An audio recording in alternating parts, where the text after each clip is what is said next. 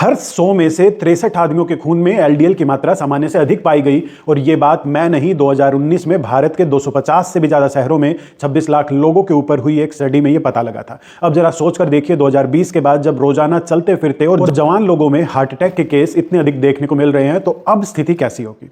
तो आज हम बात करेंगे 5 सबसे पावरफुल फूड्स के बारे में जो आपके कोलेस्ट्रॉल लेवल को कंट्रोल करने में आपकी हेल्प करेंगे। पर उससे पहले यह समझ लेते हैं कि आखिर कोलेस्ट्रॉल होता क्या है। कोलेस्ट्रॉल दरअसल एक प्रकार का फैट है जो हमारे खून में पाया जाता है। हमारी बॉडी के बहुत सारे फंक्शन को अच्छे से चलाने के लिए कोलेस्ट्रॉल की जरूरत होती है।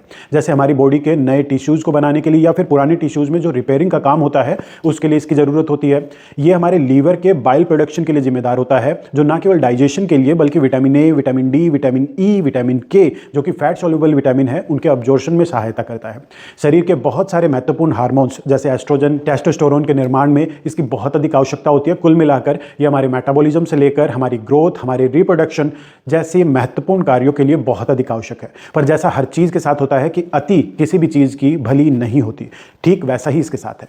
तो अब हम बात करेंगे 5 ऐसे खाद्य पदार्थों के बारे में जो हमारे शरीर में कोलेस्ट्रॉल के लेवल को मैनेज करने में हमारी हेल्प करेंगे। साथ ही साथ 5 ऐसी चीजें जो आपको अवॉइड करनी चाहिए अगर आप चाहते हैं आपका कोलेस्ट्रॉल लेवल मैनेज रहे।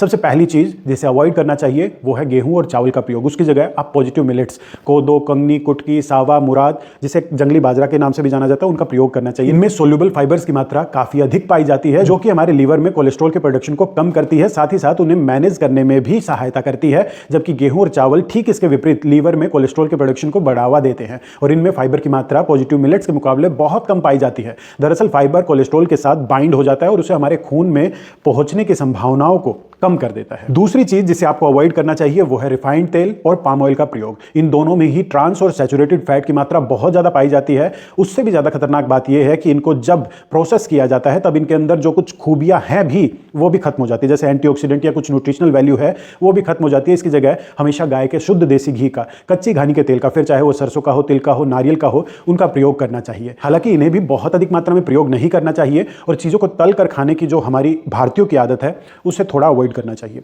तीसरा है प्रोसेस्ड मीट का प्रयोग, क्योंकि इसमें सैचुरेटेड फैट की मात्रा बहुत ज्यादा होती है। इसकी जगह फैटी फिश का प्रयोग कीजिए और जो फिश नहीं ले सकते, फिश ऑयल खा सकते हैं, वो फिश ऑयल का प्रयोग करें। दरअसल फिश ऑयल के प्रयोग से ओमेगा 3 हमें प्रचुर मात्रा में प्राप्त हो जाता है जो हमारे कोलेस्ट्रॉल लेवल को मैनेज करने के साथ साथ हमारी बॉडी में स्वेलिंग को भी मैनेज करता है, जिसके चलते हार्ट से रिलेटेड इश्यू होने के चांसेस बहुत कम हो जाते हैं। और चौथा है चीज का प्रयोग। आजकल हमने इसका बहुत अधिक प्रयोग करना प्रारंभ कर दिया है और यह भी ट्रांस और सैचुरेटेड फैट से भरा हुआ है। इसके जगह आप अपनी डाइट में नट्स और सीड्स को इंक्लूड कीजिए। हालांकि ये चीज का सब्स्टिट्यूट नहीं है, उसके अल्टरनेट नहीं है, पर नट्स और सीड्स में फाइबर होता है। इनके अंदर गुड कोलेस्ट्रॉल की मात्रा पाई जाती है जो हमारे शरीर में बैड कोलेस्ट्रॉल और कोलेस्ट्रॉल के लेवल को मैनेज करने में बहुत ज्यादा हेल्पफुल रहती है। और पांचवा है बेकरी प्रोडक्ट्स या फिर पैक्ड फूड। दरअसल बाजार में मिलने वाले अधिकतर बेकरी प्रोडक्ट पैसे बचाने के लिए पाम ऑयल का प्रयोग करते हैं या फिर पैक्ड फूड जो बाजार में मिलता है उनका भी यही हाल है। इनमें ट्रांस और सैचुरेटेड फैट भरे हुए होते हैं जो आपके कोलेस्ट्रॉल लेवल के साथ साथ आपके हार्ट के लिए बहुत अधिक खतरनाक है।